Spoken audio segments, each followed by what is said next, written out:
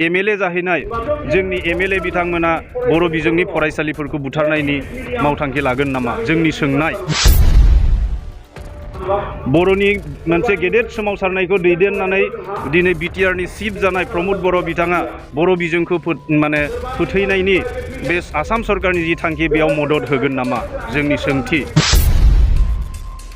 आरो आसाम सरकारा नो मोर प्रभिन्सियलाइजेशन्स अफ दि स्कुल होननानै मोनसे जि थांखि लादों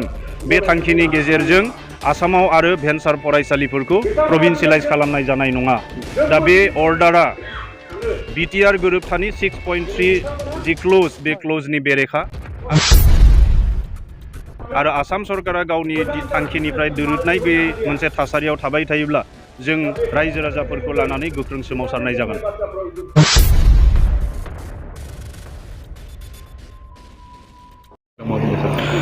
थांनाय 28 जुलाइ खालाराव आसामनि मन्त्रि परिषदआ जि थांखि लादों सोलोंथाइखौ लानानै बेयो जोंनि बर' राव थुनलाइ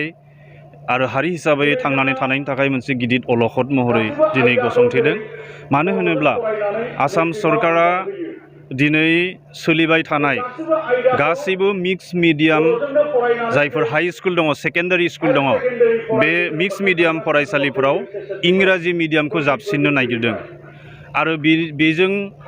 लोगो लोगो मा जाहैगोन माखासे समनि उनावनो असमिया आरो बर' बिजोङा जोबहैगोन आरो इंराजि मिडियामासो बे थावरिहैगोन आरो गुबुन मोनसे थांखिनि गेजेरजों पलिसिनि गेजेरजों आसाम सरकारा साफ्रोमबो एमएलएखौ विधायक आदर्श विद्यालय हिसाबै माने एडप्ट खालामनो थाखाय बिथोन होदों आरो बे बिथोनजों आसामाव थानाय 122सा एमएलएफोरा गावबा गावनि समस्तियाव गंफा गंफा सरकारि असमिया एबा बर' बिजोंनि फरायसालिफोरखौ बिथांमोना विधायक आदर्श विद्यालय हिसाबै एडप्ट खालामगोन आरो बे फरायसालिफोरखौ सिबिएसइ कर्सनि इंराजि बिजोंनि खालामनाय जागोन होननानै केबिनेटआ थांखि लादों बिनि गेजेरजों गं 126 जोंहा सरकारि फरायसालिफोरखौ इंराजि मिडियाम खालामनाय जागोन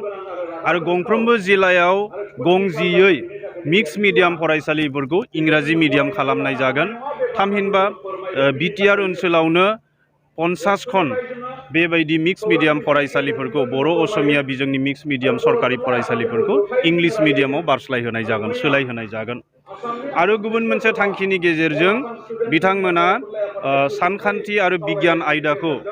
इंराजि रावजों फोरोंनांगोन कम्पालसरि गासै असमिया एबा बर' बिजों एबा गुबुन बिजोंनि फरायसालि सरकारि फरायसालिफोराव फोरोंनांगोन होननानै बिथांमोना बिथोन होदों आरो बे खामानिखौ फैबाय थानाय 2023 फैगौ बोसोरनि सोलोंथाइ बोसोरनिफ्रायनो बेखौ मावफुंनो बिथांमोना थांखि लादों एमएलए जाहैनाय जोंनि एमएलए बिथांमोना बर' बिजोंनि फरायसालिफोरखौ बुथारनायनि मावथांखि लागोन नामा जोंनि सोंनाय बर'नि मोनसे गेदेर सोमावसारनायखौ दैदेननानै दिनै बिटिआरनि चिफ जानाय प्रमद बर' बिथाङा बर' बिजोंखौ फोथैनायनि बे आसाम सरकारनि जि थांखि बेयाव मदद होगोन नामा जोंनि सोंथि बर' हारिनि थाखाय दिनै बिथांमोना गावबा गावनि थांखि आरो बिथांखिखौ खेंफोर सारनानै होनांगौ बेखौ जों हास्थायदों बिटिआर गोरोबथानि गेजेरजों जेनेबा 6.3 जि क्ल'ज दंमोन बेनि गेजेरजों आरो आसाम सरकारा नो मोर प्रभिन्सियलाइजेशन्स अफ दि स्कुल होननानै मोनसे जि थांखि लादों बे थांखिनि गेजेरजों आसामाव आरो भेन्सार फरायसालिफोरखौ प्रभिन्सियलाइज खालामनाय जानाय नङा दा बे अर्डारा बिटिआर गोरोबथानि 6.3 जि क्ल'ज बे क्ल'जनि बेरेखा आरो बिटिआर सुक्तिनि बे 6.3 खौ जुदि मावफुंनांगौब्ला आसाम सरकारनि बे थांखिखौ बिथांमोना उइथड्र खालामनानै लानांगोन फोसाबनानै लानांगोन आरो बे बिथांमोना जुदि बे डिसिसनखौ फोसाबनानै लाया अब्ला बिटिआर गोरोबथानि 6.3 दफाया माब्लाबाबो मावफुंजानाय नङा आरो बे सुक्तिया मोनसे फेलें जाहैगोन मोनसे आबुं बे जाफुंसारनायनि महरखौ मोननाय नङा सरकारखौ जों खावलायदों आसामनि गिबि मन्थ्रिनो जों मेम'रेन्डाम होदों बिटिआरनि चिफ बिथांनो जों मेम'रेन्डाम होदों बिकेडब्लिउसिनि चिफ बिथांनो जों लाइजाम हरदों दा बिटिआर सरकारा गाबोन जोंखौ हांख्रायदों सावरायनो थाखाय बिथांमोना जुदि सावरायनायनि गेजेरजों बे जेंनाफोरखौ सुस्रांनायनि राहा लायाब्ला एबा बे जाफुंसाराब्ला आरो आसाम सरकारा गावनि थांखिनिफ्राय दोरोदनाय गैयै मोनसे थासारियाव थाबाय थायोब्ला जों रायजो राजाफोरखौ लानानै गोख्रों सोमावसारनाय जागोन जोंहा इंराजि होननाय मोनसे साबजेक्ट दंखायो आरो सानखान्थि आरो गोनोखो बिगियान बेखौबो इंराजि खालामनाय लोगो लोगो मोनथाम साबजेक्टआ इंलिश मिडियामनि जानोसै थामहिनबा माने गासै सरकारि बर' मिडियाम स्कुलफोराव बा असमिया मिडियाम एलपि स्कुलफोराव 50% इंलिश मिडियाम खालामनाया फैगोन बोसोरनिफ्रायनो सुरु जासिगोन जागायजेनसिगोन आरो बेबायदि थाङोब्ला माने बिमा बिफाफोरा गार्जेनफोरा मानो थाखायथ' खावसे इंलिश मिडियाम आरो खावसे बर' बिजों बा असमिया बिजोङाव फोरोंनो बिथांमोना कमप्लिटलि इंलिश मिडियामावनो फोरोंनायनि थाखाय लुबैगोन दा बे हिसाबै फैबाय थानाय बोसोरबा बोसोरद'नि उनावनो आसामनिफ्राय बा बड'लेण्डनिफ्राय कमप्लिटलि असमिया आरो बर' बिजोंनि स्कुलफोरा जोबलांगोन आरो जों बेखौ मोजाङैनो मोनदांनो हादों जे आसाम सरकारा आसामाव आरो बड'लेण्डआव बर' बिजों आरो असमिया बिजोंनि जि फरायसालिफोर दङ मिडियाम अफ इन्सट्राक्सन फोरोंनायनि जि शिक्षानि बेबस्था दङ बेखौ फोजोबनायनि थाखाय मोनसे थांखि लादों बेखौ जों बर' थुनलाइ आफाद बर' फरायसा आफाद दा मालाबाबो गनायनो हानाय नङा आरो साफ्रोमबो थै मोदोम गोनां बर' फिसाफोरा बेखौ माने गनायनानै लानो हानाय नङा मानो होनोब्ला जों सोलोंगोन बिमानि राव होनानै जोंहा माने सोमावसारनाय जादों जोंहा स्क्रिप्ट मुभमेन्ट जादों जोंहा माने मुंख्लं जादों बिनि उनाव जोंहा हारि हिसाबै थांनानै थानो थाखाय बड'लेण्डनि गिलु बालु सोमावसारनाय जादों हाजार हाजार मानसि थैदों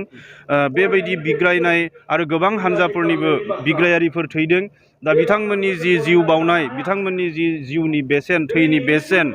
बेफोरखौ होनायनि उनावसो जों बर' बिजोंखौ मोननो हादों बर' रावखौ जों दिनै 9थि फारियाव थिसननो हादों बे समाव जुदि बर' बिजोंनि फरायसालिफोरखौ फोजोबनायनि थाखाय सरकारा खैसारि खालामो बेखौ जों गनायनो हानाय नङा बबेखानि जोङो काउन्सिल बिटिआर सरकारखौबो जों खावलायगोन बिथांमोना बे बिथिङाव गोख्रों राहा लानांगौ आरो बर' रायजो राजाफोरनि अनसायनाय आरो सोमावसारनायनि फिथाइ महरै बिथांमोना दिनै काउन्सिलाव सरकार सालायगासिनो दङ गतिके बिथांमोननिसिम जोंहा दाबि दङ जे बिथांमोना बे माने जि सरकारि पलिसि स्टेटनि जि इडुकेसन डिपार्टमेन्टनि पलिसि बेखौ गोख्रोङै अजद हरनांगौ